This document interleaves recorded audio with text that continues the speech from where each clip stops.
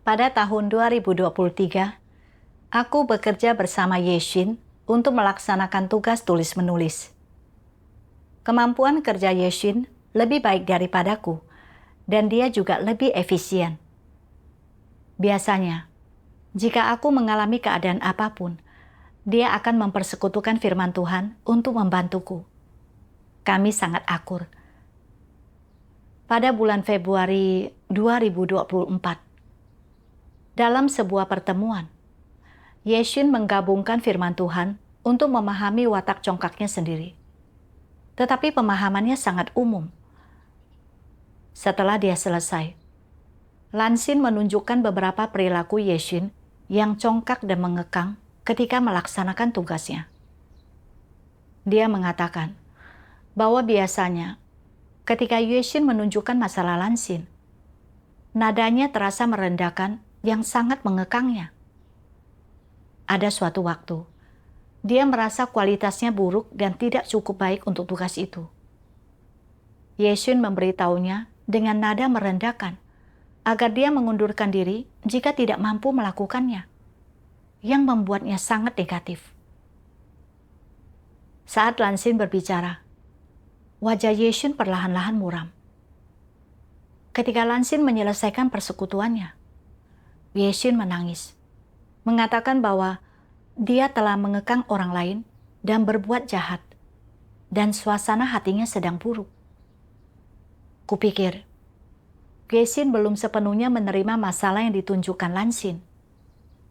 Tetapi kemudian, aku juga berpikir bahwa Yeshin sangat mementingkan gengsi. Jadi wajar jika dia tidak bisa langsung menerima ketika Lansin menunjukkan masalahnya. Dia semestinya akan membaik setelah beberapa waktu. Jadi, aku tidak mengatakan apa-apa lagi. Saat makan, Lansin beberapa kali mencari Yeshin untuk mengobrol. Tetapi Yeshin mengabaikannya. Suasananya menjadi sedikit canggung. Yeshin dan aku bekerja di kantor yang sama. Dan setelah makan siang, Lansin datang ke kantor kami untuk membantuku dengan komputer. Yeshin lalu keluar. Seolah-olah dia sengaja menghindari Lansin. Sebelumnya, dia dan Lansin sering mengobrol dan tertawa bersama. Tetapi sekarang, seolah-olah dia adalah orang yang berbeda. Aku menyadari bahwa Yeshin berprasangka terhadap Lansin. Aku ingin bertanya tentang keadaannya dan menunjukkan bahwa sikapnya adalah sikap tidak menerima kebenaran dan akan membuat orang merasa terkekang. Namun kemudian, aku berubah pikiran. Lansin baru saja menunjukkan masalahnya, tetapi dia belum menyesuaikan keadaannya. Jika aku datang mengkritiknya sekarang, tidakkah sikapnya akan menjadi makin negatif? Jika nanti dia berpendapat buruk tentangku dan mengabaikanku, apa yang akan kulakukan? Kami adalah rekan sekantor dan setiap saat selalu bertemu. Jika hubungan kami menjadi dingin, maka akan sangat sulit bagi kami untuk bisa akur di masa mendatang. Nanti, jika aku mengalami keadaan atau menghadapi masalah apapun dalam pekerjaanku, apa yang akan kulakukan jika dia tidak mau membantuku? Bukankah aku hanya akan mempermalukan diriku sendiri? Setelah memikirkan ini, aku urung menyampaikan apa yang hendak kukatakan. Namun, aku dapat jelas melihat bahwa keadaan Yeshin tidak baik dan menyesali sikapku yang tidak mempersekutukannya. Aku lalu memberanikan diri untuk bertanya, "Sepertinya keadaanmu tidak begitu baik. Apakah karena masalah yang ditunjukkan Lansin sulit untuk langsung kau terima? Jika ada sesuatu yang kau pikirkan, kau bisa terbuka dan mempersekutukannya. Jangan dipendam di dalam hati." Yeshin menjawab dengan lirih, "Aku baik-baik saja. Aku sedang mencernanya." Lalu tidak berkata apa-apa lagi. ketika melihatnya tidak mau terbuka dan mempersekutukannya. Tiba-tiba, aku tidak tahu harus berkata apa. Aku khawatir jika berkata lebih banyak lagi, itu akan membuatnya antipati terhadapku dan pendapatnya tentangku menjadi buruk. Oleh karena itu, aku hanya mengucapkan beberapa kata penyemangat dan buru-buru menyudahi pembicaraan. Setelah itu, selama 2 hari berturut-turut, baik saat makan atau bekerja, Yesin terus menundukkan kepalanya.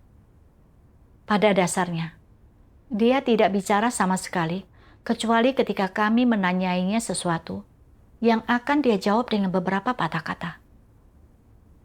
Sebelumnya, setiap kali ada masalah yang tidak dapat kupahami dalam pekerjaan kami, Yesin akan secara proaktif mengungkapkan pendapatnya dan memberikan beberapa saran. Jika ada bagian dari surat kerjaku di mana persekutuanku tidak jelas, dia akan membantuku memperbaikinya. Namun, selama 2 hari ini, Yesin bahkan tidak mau mempersekutukan masalah yang kami hadapi dalam pekerjaan. Aku ingin mengangkat dan membahas hal itu. Tetapi ketika melihat Yesin sedang tidak dalam suasana hati yang baik, kupikir akan sulit mencapai hasil apapun dengan membahas pekerjaan itu. Jadi aku tidak menyebutkannya. Akibatnya, pekerjaan itu terkena dampaknya. Setelah itu, aku ingin mengungkapkan perilaku Yesin agar dia dapat menyadari masalahnya. Namun kemudian, aku ingat bahwa Lansin saja yang hanya sekilas menyebutkan watak congkaknya sudah membuat keadaan Yesin menjadi seburuk ini. Jika aku menyebutkan lagi bahwa dia tidak menerima kebenaran, maka tidakkah dia akan berprasangka terhadapku dan melaksanakan tugas dengan ganjalan di hatinya? Bagaimana kami bisa akur nantinya? Oleh karena itu, dengan hati-hati aku berkata kepada Yesin, jika kau punya pikiran apapun, kau bisa membicarakannya. Jika kau terus tidak mengatakan apa-apa seperti ini, kau akan mengekang orang. Tuhan mengatur lingkungan semacam ini untuk memungkinkan kita merenungkan watak rusak kita sendiri. Ini bermanfaat bagi jalan masuk kehidupan kita. Dia berkata lirih, aku sedang perlahan-lahan mencernanya. Aku baik-baik saja. Seperti ini lebih baik. Jika di masa mendatang, aku lebih sedikit bicara, aku tidak akan membuat orang merasa terkekang. Ketika melihat Yesin masih bicara seperti sedang dongkol, aku pun kembali ragu. Jika aku menunjukkan masalahnya, dan dia tidak menerimanya, apakah dia akan mengabaikanku juga? Sudahlah, kita tunggu saja hingga saatnya dia mau terbuka dan bersekutu. Kemudian, ketika kami membahas pekerjaan bersama, Yesin masih tidak banyak bicara. Lansin melihat bagaimana sikap Yesin dan tidak tahu harus berbuat apa. Dia merasa itu salahnya dan sangat menyesali diri. Keadaannya juga agak tertekan. 2 hari itu, yang kupikirkan hanyalah masalah ini. Aku bahkan tidak bisa menenangkan hatiku saat melaksanakan tugas. Aku berdoa kepada Tuhan untuk memberitahukan keadaan diriku, agar Dia dapat menuntunku untuk memahami diriku sendiri. Kemudian, aku membaca firman Tuhan ini. Tuhan Yang Maha Kuasa berfirman, kebanyakan orang ingin mengejar dan menerapkan kebenaran, tetapi seringkali mereka hanya memiliki tekad dan keinginan untuk melakukannya. Kebenaran belum menjadi hidup mereka. Akibatnya, saat mereka bertemu kekuatan jahat atau menghadapi orang-orang jahat dan tidak baik yang melakukan perbuatan jahat atau para pemimpin palsu dan antikristus, melakukan sesuatu dengan cara yang melanggar prinsip, sehingga mengganggu pekerjaan gereja dan merugikan umat pilihan Tuhan, mereka kehilangan keberanian untuk berdiri dan angkat bicara. Apa artinya saat engkau tidak punya keberanian? Apakah itu berarti bahwa engkau takut atau sukar berbicara? Atau apakah engkau tidak memahami hal itu sepenuhnya dan karenanya tidak memiliki kepercayaan diri untuk berbicara? Bukan keduanya.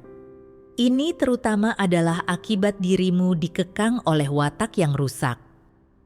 Salah satu watak rusak yang kau perlihatkan adalah watak licik. Ketika sesuatu terjadi padamu, hal pertama yang kau pikirkan adalah kepentinganmu sendiri. Hal pertama yang kau pertimbangkan adalah akibatnya. Apakah ini akan bermanfaat bagimu atau tidak? Ini adalah watak licik, bukan? Yang lainnya adalah watak yang egois dan hina. Engkau berpikir, apa hubungannya dirugikannya kepentingan rumah Tuhan dengan diriku? Aku bukan pemimpin, jadi mengapa aku harus peduli? Itu tidak ada hubungannya denganku. Itu bukan tanggung jawabku. Pemikiran dan perkataan seperti itu bukanlah sesuatu yang secara sadar kau pikirkan, tetapi dihasilkan oleh alam bawah sadarmu, yaitu watak rusak yang tersingkap ketika orang menghadapi suatu masalah. Watak yang rusak seperti ini mengendalikan caramu berpikir. Itu mengikat tangan dan kakimu dan mengendalikan apa yang kau katakan. Di dalam hatimu, engkau ingin berani bertindak dan angkat bicara, tetapi engkau memiliki keraguan, dan bahkan ketika berbicara, engkau bertele-tele, dan perkataanmu bisa saja berubah sesuai keadaan, atau engkau berkelit dan tidak mengatakan yang sebenarnya. Orang yang berpandangan jernih bisa melihat hal ini. Sebenarnya engkau tahu di dalam hatimu bahwa engkau belum mengatakan semua yang seharusnya kau katakan, bahwa apa yang telah kau katakan tidak ada efeknya, bahwa engkau hanya asal melakukan, dan bahwa masalahnya belum teratasi. Engkau belum memenuhi tanggung jawabmu, tetapi engkau berkata secara terang-terangan bahwa engkau telah memenuhi tanggung jawabmu, atau bahwa apa yang sedang terjadi tidak jelas bagimu. Apakah ini benar? Dan apakah ini yang sebenarnya kau pikirkan? Bukankah itu berarti engkau sepenuhnya berada di bawah kendali watak iblismu? Meskipun beberapa dari apa yang kau katakan sesuai dengan fakta, tetapi mengenai hal-hal penting dan masalah-masalah penting, engkau berbohong dan menipu orang, yang membuktikan bahwa engkau adalah orang yang berbohong dan yang hidup berdasarkan watak iblis dalam dirimu. Tuhan menyingkapkan bahwa seringkali orang bersedia menerapkan kebenaran, tetapi karena dikendalikan oleh watak rusak mereka yang egois dan licik, mereka terlalu banyak mempertimbangkan kepentingan mereka sendiri. Dan meskipun mereka dengan jelas melihat masalah pada saudara-saudari mereka, mereka tidak berani menunjukkannya atau mengungkapkannya. Bahkan jika mereka menunjukkannya, mereka melakukannya secara tidak langsung, hanya mengatakan setengahnya, dan tidak mempertimbangkan kepentingan rumah Tuhan. Aku persis dalam keadaan ini. Aku telah melihat bahwa Yeshin tidak menerima bimbingan Lansin, juga mengabaikannya ketika dia berbicara dengan Yeshin. Ini telah mengekang Lansin. Aku seharusnya segera bersekutu dan membantunya. Namun aku khawatir, jika pada saat itu aku menunjukkan bahwa dia tidak menerima kebenaran, maka dia tidak akan langsung menerimanya dan akan berpendapat buruk tentangku. Sehingga nanti dia tidak akan membantuku saat mengalami kesulitan. Oleh karena itu, aku hanya dengan hati-hati bertanya tentang keadaannya. Ketika melihatnya tidak mau terbuka, aku mulai khawatir lagi bahwa mengungkapkan masalahnya akan membuatnya antipati padaku. Sehingga aku urung menyampaikan apa yang hendak kukatakan. Kemudian, keadaan Yusin masih belum berubah. Selama beberapa hari berturut-turut, dia tidak banyak berbicara dengan kami, dan kami tidak dapat berkomunikasi tentang pekerjaan atau membahasnya secara normal. Kami juga tidak dapat mencapai hasil yang baik dalam melaksanakan pekerjaan. Aku telah dengan jelas melihat masalah Yeshun, tetapi aku tidak berani mengungkapkannya karena aku ingin melindungi diriku sendiri. Aku hanya diam saat menyaksikan keadaan Lansin dan pekerjaan gereja terkena dampaknya. Satu-satunya yang ada di hatiku hanyalah kepentinganku. Aku sama sekali tidak melindungi pekerjaan gereja. Aku begitu licik dan egois. Kemudian, aku membaca firman Tuhan dan mulai memahami sesuatu tentang akar penyebab ketidakmampuanku untuk menerapkan kebenaran. Tuhan Yang Maha Kuasa berfirman, ada prinsip dalam falsafah tentang cara berinteraksi dengan orang lain yang berbunyi, lindungi pertemananmu dengan tak pernah menunjukkan kesalahan orang lain. Itu berarti untuk menjaga pertemanan yang baik ini, orang harus tutup mulut tentang masalah teman mereka, sekalipun mereka melihatnya dengan jelas. Mereka menaati prinsip tersebut untuk tidak mempermalukan orang atau menyingkapkan kekurangan mereka. Mereka saling menipu, saling menyembunyikan, dan saling berintrik. Meskipun mereka tahu betul orang macam apa orang lain itu, mereka tidak mengatakannya secara langsung, tetapi menggunakan cara-cara licik untuk menjaga hubungan mereka. Mengapa orang ingin menjaga hubungan seperti itu? Ini karena orang tidak mau menciptakan musuh di tengah masyarakat atau di dalam kelompoknya. Karena melakukan ini, berarti dia akan sering menempatkan dirinya dalam situasi berbahaya.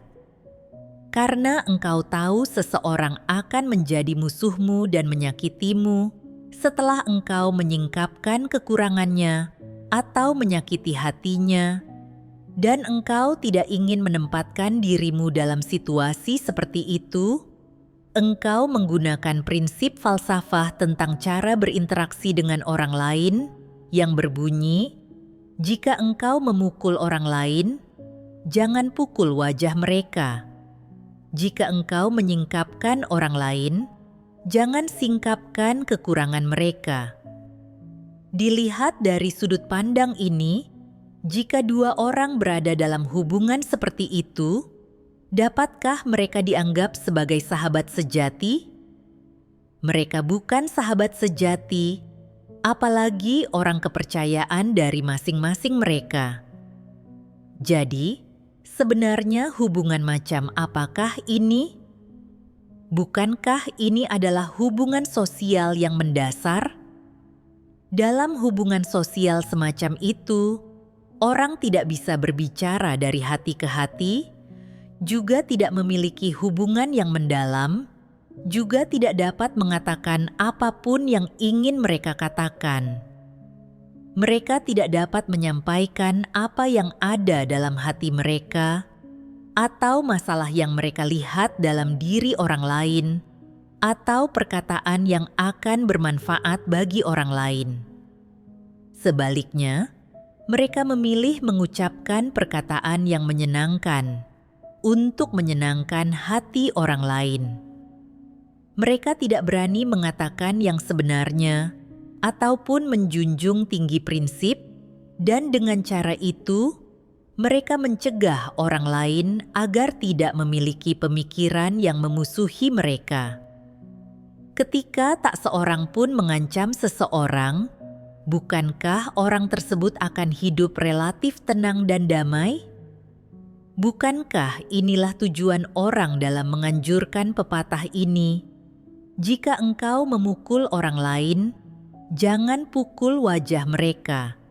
Jika engkau menyingkapkan orang lain, jangan singkapkan kekurangan mereka. Jelas, ini adalah cara bertahan hidup yang bengkok dan licik, yang mengandung unsur kewaspadaan, yang tujuannya adalah untuk melindungi diri sendiri. Karena hidup dengan cara seperti ini, orang tidak memiliki orang kepercayaan, tidak memiliki sahabat yang dengannya mereka dapat mengatakan apapun yang mereka inginkan. Di antara orang-orang yang ada hanyalah sikap saling berwaspada, saling memanfaatkan, dan saling bersiasat, di mana setiap orang mengambil apa yang mereka butuhkan dari hubungan tersebut. Bukankah begitu? Pada dasarnya, tujuan dari jika engkau memukul orang lain, jangan pukul wajah mereka. Jika engkau menyingkapkan orang lain, jangan singkapkan kekurangan mereka, adalah untuk menjaga agar tidak menyinggung orang lain maupun menciptakan musuh, untuk melindungi diri sendiri dengan tidak menyakiti siapapun. Ini adalah teknik dan metode yang orang gunakan untuk menjaga dirinya agar tidak disakiti. Melihat pada beberapa aspek dari esensi pernyataan ini, apakah tuntutan di balik perilaku moral? Jika engkau memukul orang lain, jangan pukul wajah mereka. Jika engkau menyingkapkan orang lain, jangan singkapkan kekurangan mereka, adalah prinsip yang mulia? Apakah ini positif? Lalu, apa yang pepatah ini ajarkan kepada orang? Pepatah ini mengajarkan bahwa engkau tidak boleh menyinggung atau melukai perasaan siapapun. Jika tidak, engkaulah yang pada akhirnya akan disakiti. Dan selain itu, pepatah ini mengajarkan bahwa engkau tidak boleh mempercayai siapapun. Jika engkau melukai perasaan salah satu dari teman baikmu, persahabatan itu akan mulai berubah secara diam-diam. Mereka akan berubah dari yang tadinya teman baik atau teman dekatmu menjadi orang asing atau musuhmu. Masalah apa yang dapat diselesaikan dengan mengajari orang bertindak seperti itu? Meskipun dengan bertindak seperti ini, engkau tidak menciptakan musuh dan bahkan mengurangi beberapa musuh, apakah ini akan membuat orang mengagumi dan menyetujuimu dan selalu mempertahankan pertemanan denganmu? Apakah ini sepenuhnya memenuhi standar perilaku moral? Paling-paling, ini tak lebih dari sekadar falsafah tentang cara berinteraksi dengan orang lain. Apakah berpegang pada pernyataan dan penerapan semacam ini termasuk memiliki perilaku moral yang baik? Sama sekali tidak. Dari firman Tuhan, aku melihat bahwa alasanku tidak berani langsung menunjukkan masalah Yeshin adalah karena aku hidup menurut falsafah iblis tentang cara berinteraksi dengan orang lain. Aku telah menganut pepatah seperti, lindungi pertemananmu dengan tak pernah menunjukkan kesalahan orang lain. Dan jika engkau memukul orang lain, jangan pukul wajah mereka. Jika engkau menyingkapkan orang lain, jangan singkapkan kekurangan mereka sebagai caraku dalam berinteraksi dengan orang lain. Kupikir, agar bisa akur dengan orang lain, kau harus memaklumi mereka. Berbicara dengan cara yang mudah mereka terima dan tidak menyinggung mereka. Dan hanya dengan cara ini, kau dapat melindungi hubunganmu dengan orang lain dan mendapat tempat di antara orang-orang. Ketika aku belum percaya kepada Tuhan, jika seseorang melakukan sesuatu yang salah, aku tidak akan berani menunjukkannya secara langsung. Bahkan, jika menyebutkan sesuatu, aku akan melakukannya dengan sangat hati-hati. Sehingga aku sangat akur dengan rekan-rekanku. Setelah mulai percaya kepada Tuhan, aku terus mengandalkan falsafah tentang cara berinteraksi dengan orang lain ini, agar bisa akur dengan saudara-saudariku. Ketika aku melihat saudara-saudariku melakukan hal-hal yang bertentangan dengan prinsip dan tidak bermanfaat bagi pekerjaan gereja, aku tidak berani menunjukkannya karena khawatir akan merusak suasana yang harmonis. Khususnya, ketika aku melihat bahwa Yeshin tidak menerima masalah yang ditunjukkan Lansin dan hidup dalam watak yang rusak, serta menghalangi tugas kami. Aku seharusnya bersekutu, memberinya petunjuk, dan membantunya memahami konsekuensi berat dari tidak menerima kebenaran. Namun, aku takut hal itu akan mempengaruhi hubungan kami. Sehingga aku hanya bertanya tentang keadaannya secara tidak langsung, tanpa menunjukkan masalahnya. Akibatnya, dia terus kesal dan tidak melaksanakan tugasnya dengan baik, sehingga menghambat pekerjaan. Aku menyadari bahwa hidup menurut falsafah iblis tentang cara berinteraksi dengan orang lain membuat kita tidak tulus dan tidak membantu orang lain sama sekali, juga tidak melindungi pekerjaan gereja. Itu juga membuatku makin licik dan egois. Itu benar-benar merugikan orang lain dan dirimu sendiri. Ketika orang yang benar-benar memiliki kemanusiaan melihat bahwa saudara-saudari mereka hidup dalam watak yang rusak, mereka akan mempersekutukan firman Tuhan berdasarkan kasih dan membantu saudara-saudari mereka memahami watak rusak mereka sendiri. Namun, yang kupertimbangkan hanyalah apakah setelah kutunjukkan masalahnya, Yeshin akan berpendapat buruk tentangku, dan apakah kami akan menjadi sulit akur nantinya. Yang kupikirkan hanyalah bagaimana melindungi diriku sendiri. Aku sama sekali tidak mempertimbangkan jalan masuk kehidupan saudariku atau pekerjaan gereja. Aku menyadari bahwa meskipun aku telah percaya kepada Tuhan selama bertahun-tahun, aku tidak berubah sedikit pun. Aku tidak memiliki kemanusiaan yang normal. Dan aku benar-benar telah membuat Tuhan muak. Ketika aku memahami ini, hatiku dipenuhi penyesalan dan menyalahkan diri. Aku juga berdoa kepada Tuhan tentang keadaanku, agar Dia dapat menuntunku untuk dapat menerapkan kebenaran. Setelah itu, aku menonton sebuah video kesaksian pengalaman. Di dalamnya dikutip 2 bagian dari firman Tuhan yang sangat membantuku. Tuhan Yang Maha Kuasa berfirman, "Terkadang, harmonis berarti bersikap sabar dan bertoleransi, tetapi harmonis juga berarti engkau memiliki pendirian dan mematuhi prinsip. Harmonis bukan berarti mengkompromikan prinsip untuk memuluskan segalanya, atau berusaha menjadi penyenang orang, atau bersikeras untuk mencari jalan tengah. Dan tentu saja, harmonis bukan berarti menjilat orang lain.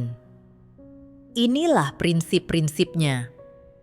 Setelah engkau memahami prinsip-prinsip ini, tanpa kau sadari, engkau akan berbicara dan bertindak sesuai dengan maksud Tuhan dan hidup dalam kenyataan kebenaran, dan dengan cara ini akan mudah bagimu untuk mencapai kesatuan. Di rumah Tuhan, Jika orang hidup berdasarkan falsafah tentang cara berinteraksi dengan orang lain, dan jika mereka mengandalkan gagasan mereka sendiri, kecenderungan, keinginan, motif egois, bakat mereka sendiri, dan kepandaian dalam bergaul satu sama lain, maka mereka sama sekali tidak akan mampu hidup di hadapan Tuhan, dan mereka tidak akan mampu mencapai kesatuan. Mengapa demikian?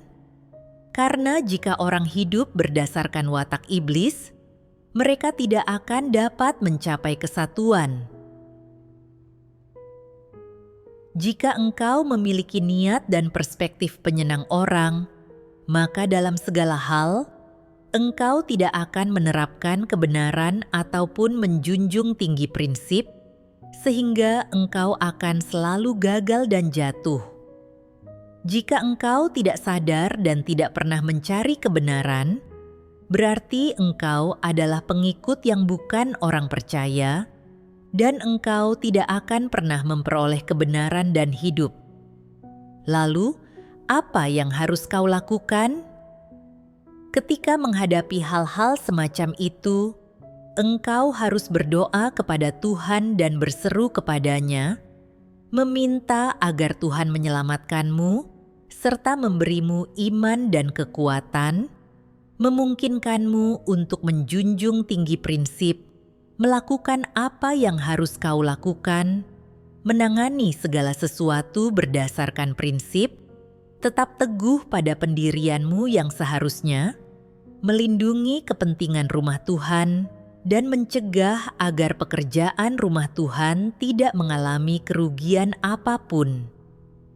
Jika engkau mampu memberontak terhadap kepentingan diri sendiri, gengsimu, dan sudut pandangmu sebagai penyenang orang, dan jika engkau melakukan apa yang harus kau lakukan dengan hati yang jujur dan seutuhnya, engkau akan mengalahkan iblis dan memperoleh aspek kebenaran ini.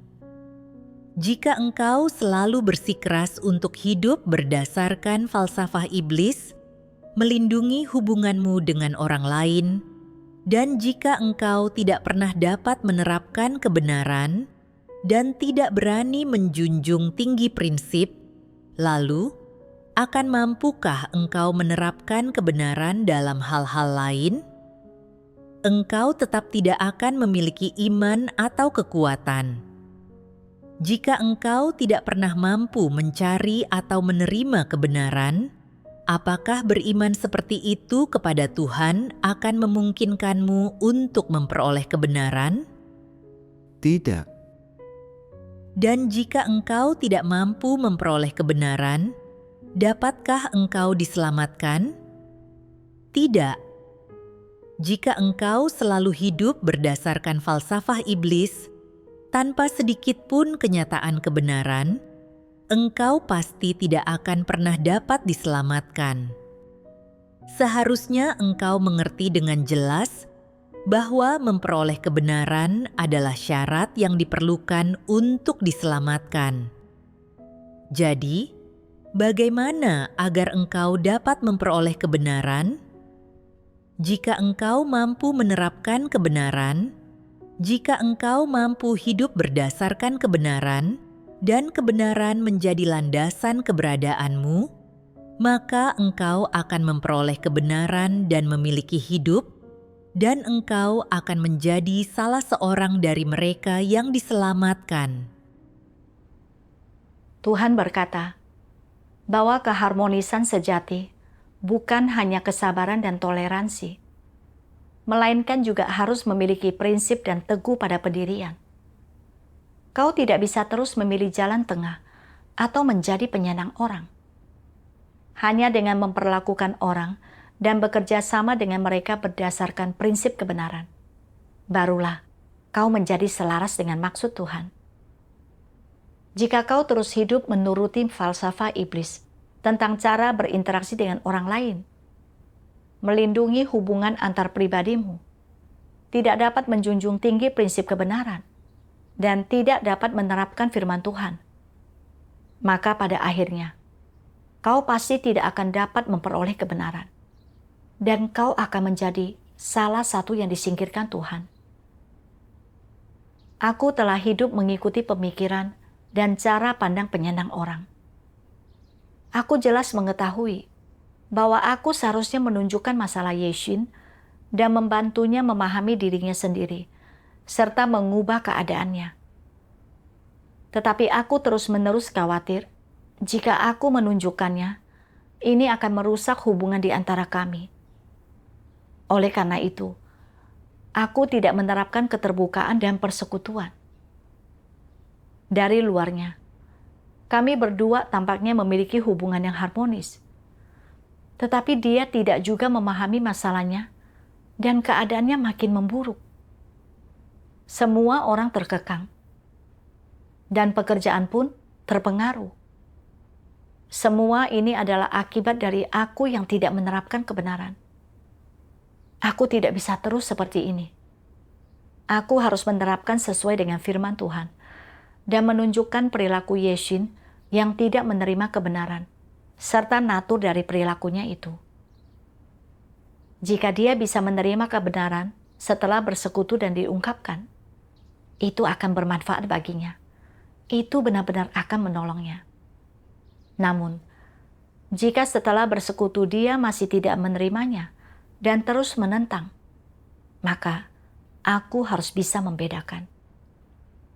Malam itu, aku berdoa kepada Tuhan, memohon kepadanya untuk memberiku iman agar aku dapat menunjukkan masalah Yeshin. Setelah berdoa, aku berinisiatif untuk bertanya tentang keadaan Yeshin dan menunjukkan perilakunya yang tidak mau menerima dan muak akan kebenaran. Setelah Yeshin mendengarkanku, dia memiliki sedikit pemahaman tentang keadaannya dan bersedia untuk mengubahnya. Aku melihat bahwa dia bersedia menerima kebenaran. Tetapi pada awalnya, dia hidup dalam watak yang rusak dan tidak dapat langsung mengubahnya. Aku juga mengalami bagaimana ketika kau menerapkan sesuai dengan firman Tuhan, hatimu pun merasa tentram dan damai. Pada pertemuan keesokan harinya, ketika Yeshin bersekutu tentang keadaannya, dia berkata bahwa dia sadar telah mengekang orang dengan watak congkaknya dan tidak menerima kebenaran. Namun, dia belum memahami natur dan akibat dari bertindak seperti ini. Aku mulai merasa bimbang lagi. Mungkin aku harus kembali menunjukkannya, agar dia lebih memahami detailnya. Jika dia hanya memahami garis besarnya, itu tidak membantunya mengubah keadaan dan jalan masuknya di kemudian hari. Namun, jika aku menunjukkannya, akankah dia berpikir bahwa aku terlalu banyak menuntutnya? Bagaimana jika dia tidak dapat menerimanya dan menjadi negatif lagi? Jika dia menjadi berprasangka kepadaku, bagaimana kami bisa akur nantinya? Mungkin aku sebaiknya membiarkannya perlahan-lahan memahami sendiri. Ketika memikirkan ini, aku kembali mundur sedikit. Saat itu, aku menyadari bahwa aku masih ragu-ragu karena aku ingin mempertahankan hubunganku dengannya. Aku diam-diam berdoa kepada Tuhan, memohon kepadanya untuk memberiku iman dan agar aku bisa tulus memperlakukan saudariku. Aku teringat firman Tuhan ini.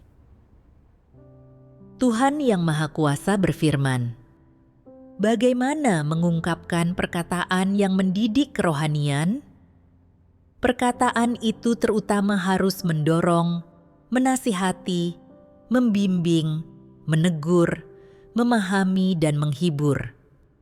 Selain itu, dalam beberapa situasi khusus, perlu untuk secara langsung menyingkapkan kesalahan orang lain dan memangkas mereka, sehingga mereka memperoleh pemahaman tentang kebenaran dan hati yang bertobat.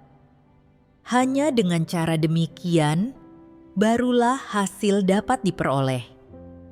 cara penerapan ini sangat bermanfaat bagi orang-orang. Ini adalah bantuan yang nyata bagi mereka, dan ini mendidik kerohanian mereka, bukan?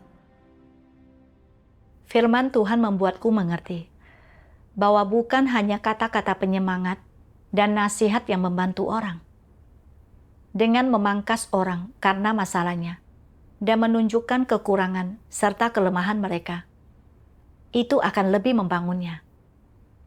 Itu dapat membantu orang untuk lebih memahami keadaan mereka, mencari kebenaran untuk menyelesaikan masalah, dan juga bermanfaat bagi jalan masuk kehidupan mereka. Sekarang, Yeshin tidak memahami natur dan akibat dari sikapnya yang tidak menerima kebenaran. Dengan menunjukkannya, aku dapat membantunya memahami dirinya sendiri dengan lebih baik. Ini akan bermanfaat bagi jalan masuk kehidupannya sendiri dan pekerjaan gereja. Apapun yang Yeshin pikirkan tentangku tidaklah penting. Yang terpenting adalah aku harus menerapkan firman Tuhan dan memberi bantuan yang tulus kepada saudariku. Oleh karena itu, aku membaca beberapa bagian dari firman Tuhan sehubungan dengan keadaan Yeshin dan menunjukkan bahwa pemahamannya bersifat umum dan kurang detail. Kemudian, dengan menggabungkan firman Tuhan, aku mempersekutukan tentang natur dan akibat dari bertindak seperti itu. Melalui persekutuan, Yeshin mengakui bahwa saat ini dia tidak memiliki pemahaman yang sangat mendalam dan bersedia untuk berbalik dan berubah. Dia juga meminta maaf kepada Lansin saat itu juga. Lansin juga mempersekutukan keadaannya sendiri. Semua orang membuka diri tentang dirinya sendiri, dan tidak ada lagi ganjalan antara seorang dengan yang lain. Aku mengalami bagaimana menerapkan sesuai dengan firman Tuhan, sungguh-sungguh membantu dan bermanfaat bagi orang lain. Selama orang bersedia menerima kebenaran, maka menunjukkan masalah, saling membantu, bersekutu, dan menyingkapkan di antara saudara-saudari, bukan hanya tidak akan membuat orang menjadi negatif, tetapi akan benar-benar membantu orang untuk memahami dirinya dengan lebih baik, sehingga semua orang akan membuat kemajuan dalam jalan masuk kehidupan mereka. Inilah yang didapat dari menerapkan kebenaran.